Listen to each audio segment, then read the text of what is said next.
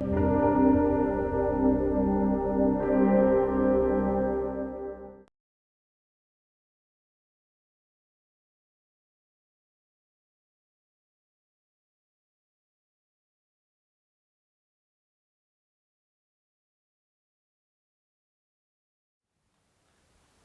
was always observing people. I always felt I had sort of one foot out of the action, taking one step out and kind of looking in. People fascinate me endlessly. I really focused on individual portraits, and for me it's always important that each portrait by itself can tell a unique story. I project a lot of myself onto the subject. I look for something I connect with, and it's a certain mood. I do find it extremely intimate to have this moment with a person where I'm really studying, where I really focus on the person I'm photographing, and I'm looking to the camera and making this composition and being in this sort of physical space with the person. I find that contact or that moment very exciting or quite magical. It's also a really strong affection I feel for the person I'm photographing. There's a sort of, I'm very moved by people often, and when I'm actually photographing someone, that kind of exposedness I find very moving, and I feel like I have to treat that with a lot of respect.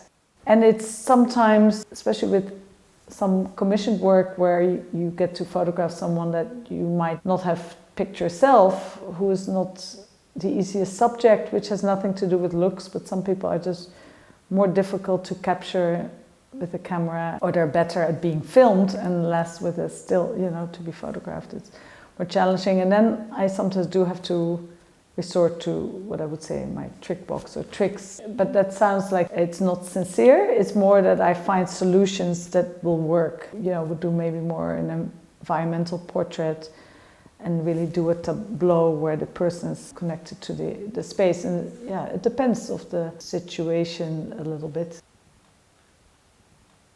I do feel like I need to physically step out of my comfort zone or move myself to other environments, and I find it very exciting also then to find out that it's not so other. What you perceive as otherness is that sort of, when you yourself are there, it's the otherness kind of disappears. I'd just been to South Central LA on an assignment for a Dutch magazine to do a story on the rebuilding of South Central LA after the riots. I was really struck by what I saw there, and I decided I wanted to really go back. First, the idea was to do a series of portraits of gang members, because gang culture was very mythologized in the media and very sensationalized, and there was a lot of focus on that area after the riots, and and often the media did a lot of shortcuts, the way people represent a community in a short segment, and they've been burned by the media. So it was definitely a reaction to that. It was interesting because in that month that I was doing the series, the retrial of the 4 officers was going on. So regularly a media van would drive in and shoot an item, and at night I could see how it was shown on the news, and the community was presented in a very pathetic way. It's like very dramatic, and I always feel the real situation is at the same time way less dramatic than people, but at the same time more dramatic. It's both things at once. It's not like you go in and there's all this, it's in the Wild West where people are shooting each other, but there is a lot of death. Too many people spend too much time in jail, are in and out of jail. It was just a lot of hanging around, and it was also very mellow in some ways. And the whole idea for me was to make these portraits, to make very kind of undramatic portraits. The drama, the dynamic comes from details in the texture and the way I, compose the picture, and sort of a moment. It's very subtle, and it's not about these guys doing stuff, flashing their signs, or that's what they wanted in the beginning. I would shoot Polaroids also, and they often wanted to pose with their flashing their gang signs, and I explained to them that I didn't want that, and why I didn't want that, but they got it, and I think they did get that I was trying to have it not, the image not be about that. It didn't become a series of portraits of gang members, but a portrait of the community of Imperial Courts. A lot of my portraiture, people don't smile. I mean, when it's a really sort of truthful moment and not really presented for the camera, or when it's, sometimes it can work, but very quickly I find when people smile into the camera, it's actually, it makes you not see them so well. When you make the portrait, they're complicit because it's to a certain degree collaboration, because I work with the person and they can somewhat, of course, control how I represent them. Sometimes there is a sort of maybe a gravitas or a heaviness in the mood. Yeah, I'm sure that has to do with the environment a bit. I do think there's some low level and maybe not so low level depression among quite a few of the people. Of course, there is a lot of anger simmering. At the same time, there's a kind of numbness and people are in survival mode. And it's maybe not always knowing where to go with that anger. Sometimes it does feel a bit like swimming against the current. Sometimes people would have this, oh, even before you even ask, I don't want my picture taken, you got to. I said, it's fine, no problem, no problem. And then often those people that shouted the loudest, they would come later, okay, take my picture. So if people really have really negative attitude, I react back. But I also allow for some kind of, some attitude is fine. I've won some people over, not because I was really working it like that, but it just in time that just happened. People would value the work I did.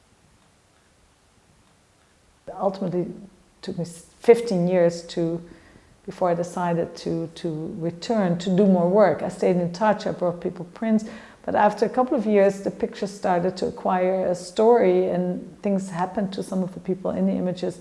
And that's when the photos became more important to people in the community. The conditions that make it a ghetto, that people live quite isolated between these, sandwiched between these freeways, lack no access to good education, infrastructure, proper grocery stores. The history of slavery, when people moved to LA, that black people were not allowed to live beyond certain boulevards or streets. That has a long-lasting impact. So I have a lot of admiration to see this community that's also really vibrant. There's a real strong community sense. I mean, I'm sure some people have a love-hate relationship with Imperial Courts. They would like to bring their kids out of the projects, live somewhere else. At the same time, even the people who do move away, they always hang out. They all know each other. If somebody passes away, people come together, organize car washes to raise money.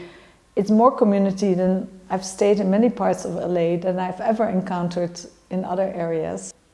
Also, I do find people very charismatic and dealing with these elements, it is very tough. But it's never, that's not never been sort of the focus of the work. You still want to make the moments worth their time, my time, and then hopefully something special comes out of it and something that will last.